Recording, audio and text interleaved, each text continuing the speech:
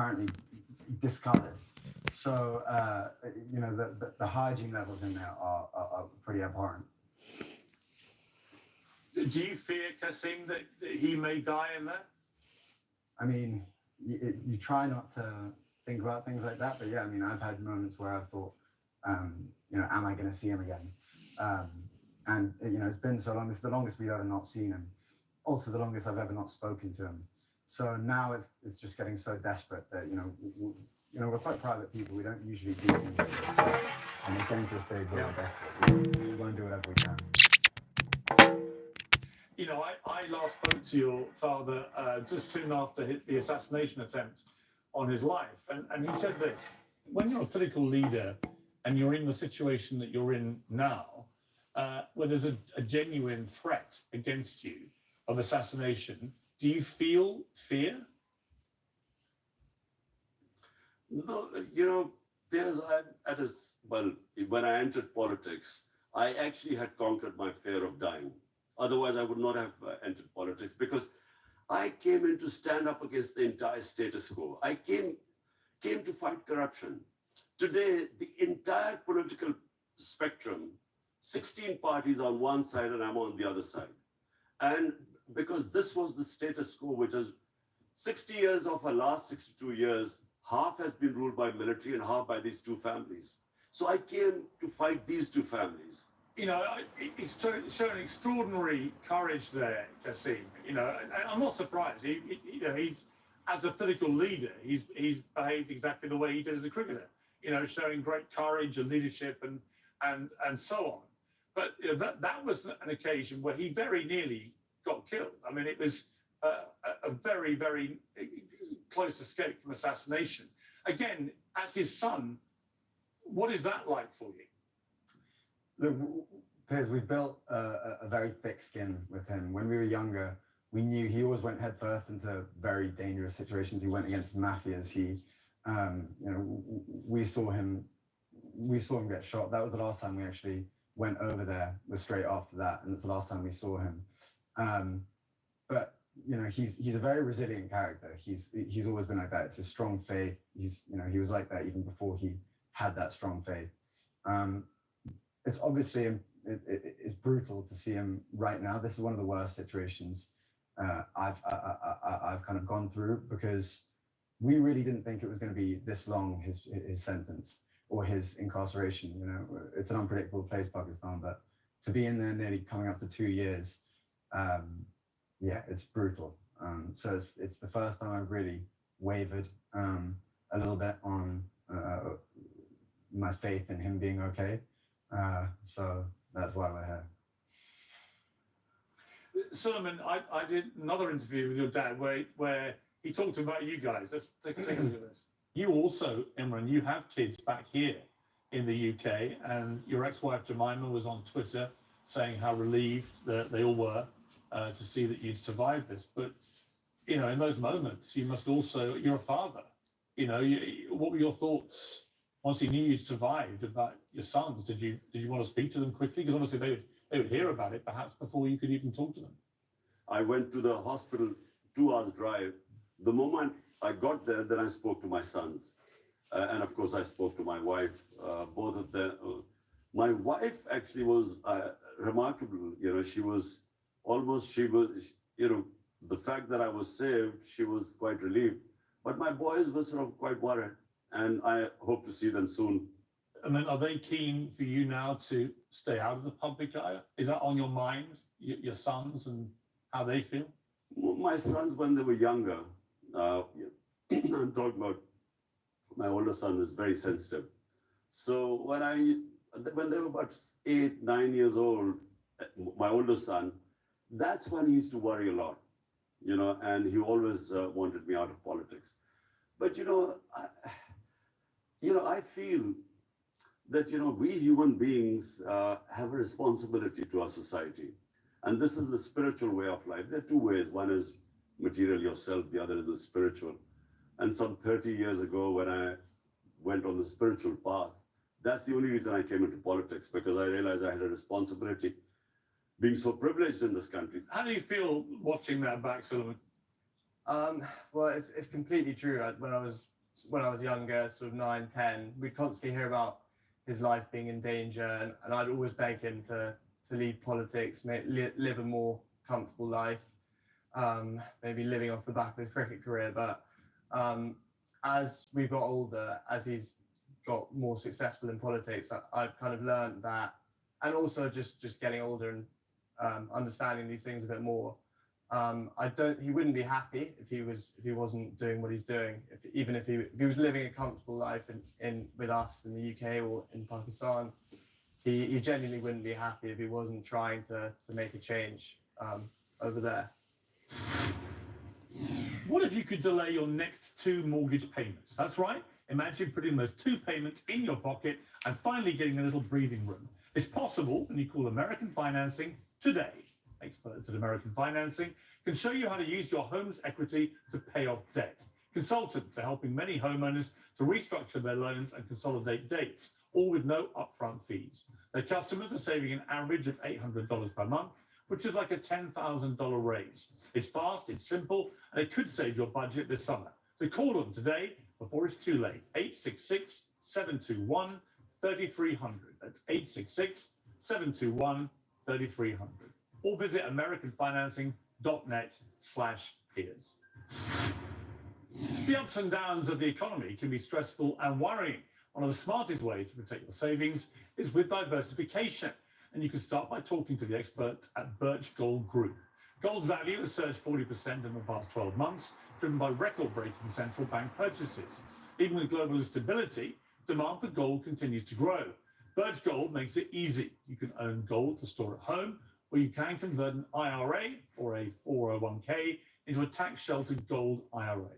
Just text my name, Piers, to the number 989898, and Birch Gold will send you a free info kit on gold. There's no obligation, only useful information. With an A+ rating, with the Better Business Bureau, and tens of thousands of happy customers, Birch Gold lets you take control of your savings today. Text the word Piers, that's P-I-E-R-S, to 989898. Kasim, I know that you guys were planning to go over to Pakistan and try and help your father and maybe even affect his release, but that you've been told you won't get visas and that if you do go, you may face arrest and indeed potential imprisonment. Yeah. Is that the case? And what do you intend to do given that backdrop? Well, yes, so we wanted to go. We want to do whatever we can, as I said, to try and make a difference. We heard maybe, on one side, we just want to see him. It's been too long since we've spoken to him. So when we floated the idea of going, we were told by, people in the Pakistani government that we would be arrested. And from other people, we heard, we had warnings from family members, inside sources, all sorts of people saying similar. So we've still tried to get our visas. We still are looking to go at some point. We've applied for our visas, that we haven't had responses yet. We'll see what happens. Solomon, how determined are you guys to try and get your father out of prison?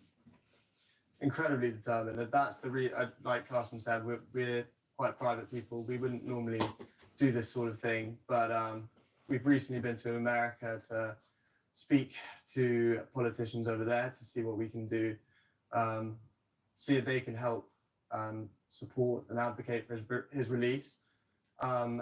It's just got to the stage where we're doing everything we can to help from abroad. If we can't go over there, if we don't have assurances that we can go over there and see him and make a difference there. Kasim, what's your message for President Trump? Because he, probably of all world leaders right now, he might be able to affect real pressure on this situation. Do you have a message for him? Well, yeah, I mean, if anyone can make a difference, he can. We spoke to Richard Grenell, and he was a big advocate of my father. He publicly tweeted in favor of our father. we know that Trump has a great relationship with our father. We know, and vice versa. They had great conversations when they were both in office, and they seem to have mutual respect for one another. If Trump was able to make a statement or in any way speak to the establishment over there to get our father released, I know he's one of the few people who can. So of course, we would love to kind of have a conversation with him or hope for some help from him or support. Obviously, you don't give interviews, you guys, Kasim, and you barely do this kind of thing ever.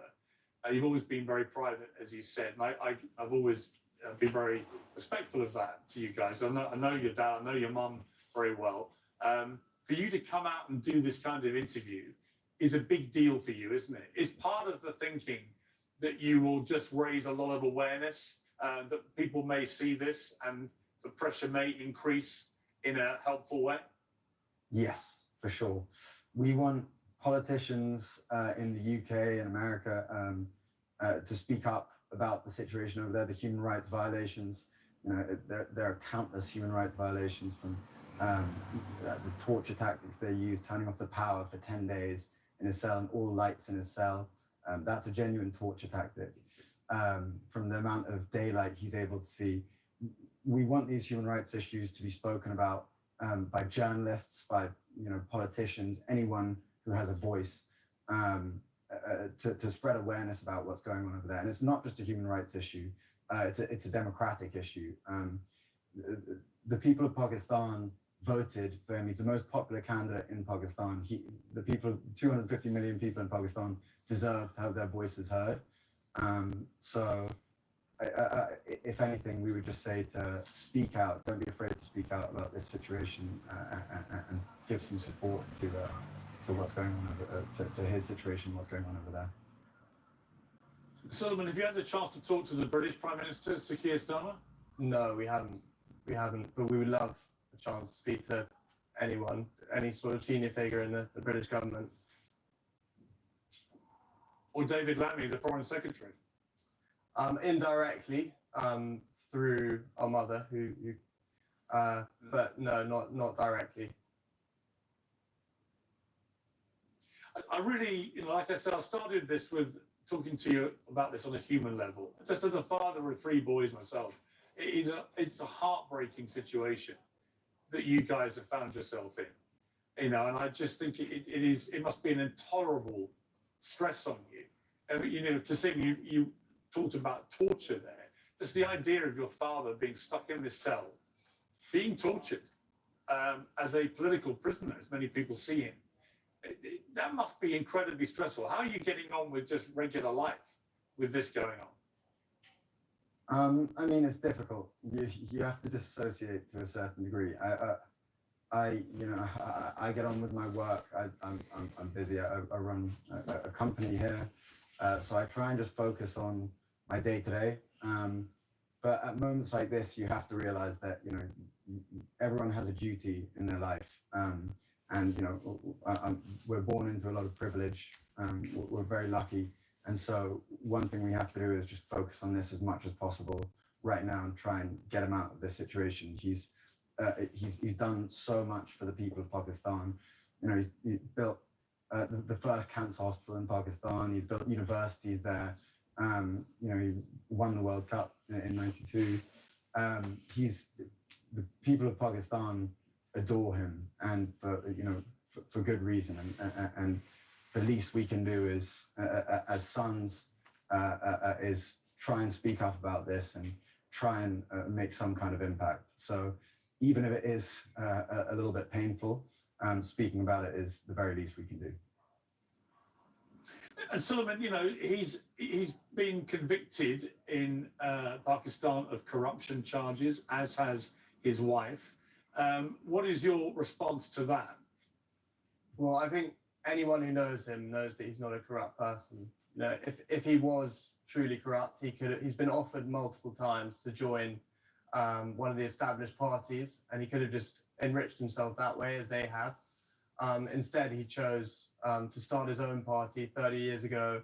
Took him 20 years to even be taken seriously in politics. And not, you know, he could have lived a comfortable life, like I've said, off the back of his cricket career.